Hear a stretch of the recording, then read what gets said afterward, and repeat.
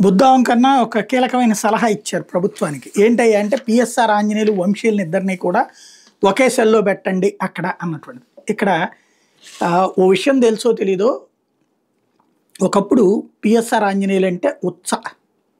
చంద్రబాబు గారికి కూడా ఆయన ఒక హీరోనే. ఎందుకంటే బాబు గారు లా అండ్ ఆర్డర్‌ని పటిష్టంగా అమలు చేయమన్నప్పుడు పిఎస్ఆర్ ఆంజనేయులు, సురేంద్రబాబు, ఏబీ వెంకటేశ్వరరావు ఇట్లాంటి వాళ్ళందరూ బలంగా పనిచేసినటువంటి వాళ్ళు. కాబట్టి ఇప్పుడు వాళ్ళనే ద్రోహుల కింద చూపెట్టుకుంటున్నటువంటి మీడియా గాని, రాజకీయాలు గాని దరిద్రంగా తయారైనాయి. ఇప్పుడున్న ఇదే వల్లభనేని వంశీని అప్పట్లో అరెస్ట్ చేయడానికి కౌన్సిలింగ్‌లనేసి పిఎస్ఆర్ ఆంజనేయులు గుంటూరులో బిగించేశారు ఎస్పీగా ఉన్నప్పుడు. ఎవరెవరైతే రౌడీ షీటర్లు, ఫస్ట్ రౌడీ షీటర్లని, అసాంఘిక శక్తుల్ని కౌన్సిలింగ్ అంటే ఇప్పుడు ఆ సినిమాలో చూపెడుతుంటారు అప్పుడప్పుడు 'సూర్య' సినిమాలు ఇట్లాంటి వాటిట్లో, 'పవన్ కళ్యాణ్' సినిమాలు ఇట్లాంటి వాటిట్లో అట్లాగా తోమి నానబెట్టడం అనమాట. ఆ తర్వాత వాళ్ళ వెనకాల ఉన్న రాజకీయ నాయకులను కూడా పిలిచి అదే విధంగా వార్నింగ్‌లు ఇస్తుండేవాడు. దాంతో గుంటూరు జిల్లాకు సంబంధించిన వాళ్ళందరూ చంద్రబాబుకి కంప్లెయింట్ చేస్తే ఆయన అక్కడి నుంచి ట్రాన్స్‌ఫర్ చేసి విజయవాడ పోలీస్ కమిషనరీ చేశారు. అక్కడ కూడా సేమ్ అదే పని చేశాడు ఆయన.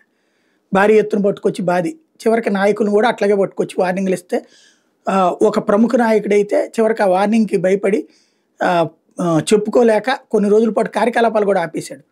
వల్లభనేని వంశీ ఒక్కడే ఎదురు తిరిగాడు ఆ రోజున. ఎదురు తిరిగి నన్నెవడూ అరెస్ట్ చేయలేడని వచ్చాడు. ఆయన తెలుగుదేశంలోనే ఉన్నాడు. చివరికి కోర్టులో పిటిషన్ వేసి తనను అరెస్ట్ చేయనివ్వకుండా వారెంట్ తెచ్చుకున్నాడు. బెయిల్ తెచ్చుకున్నాడు, ముందస్తు బెయిల్. అలాగే ఇట్లాగా విచారించడానికి వీల్లేదన్నటువంటి ఆర్డర్స్ తెచ్చుకున్నాడు. నెంబర్ 1. నెంబర్ 2 వచ్చేటప్పటికి అదే పిఎస్ఆర్ ఆంజనేయులు అయినా కూడా పిఎస్ఆర్ ఆంజనేయులు ఆయన చుట్టూ ఉన్నటువంటి వాళ్ళందరినీ దెబ్బతీస్తుంటే పిఎస్ఆర్ ఆంజనేయులు ఎవరో ఒక మహిళతో చాటింగ్ చేస్తున్నాడు అన్నటువంటి విషయాన్ని మీడియాకి, ప్రింట్ మీడియాకి, ఎలక్ట్రానిక్ మీడియాకి ఇచ్చి అతని కెరీర్ మీద, అతని క్యారెక్టర్ మీదన దెబ్బ కొట్టే విధంగా మీడియాలో హైప్ ఇప్పించారు. ఆ తర్వాత పిఎస్ఆర్ ఆంజనేయులను అర్జెంటుగా ట్రాన్స్ఫర్ చేసి హైదరాబాద్కి తీసుకెళ్లారు. ఆనాడు జరిగినటువంటి సంఘటనలు అవి. పిఎస్ఆర్ ఆంజనేయులు ఇప్పుడు వంశీ ఒకళ్ళే అని చెప్పేటటువంటిది నమ్ముతారా జనం? అంటే ఎవరిష్టం వాళ్ళది.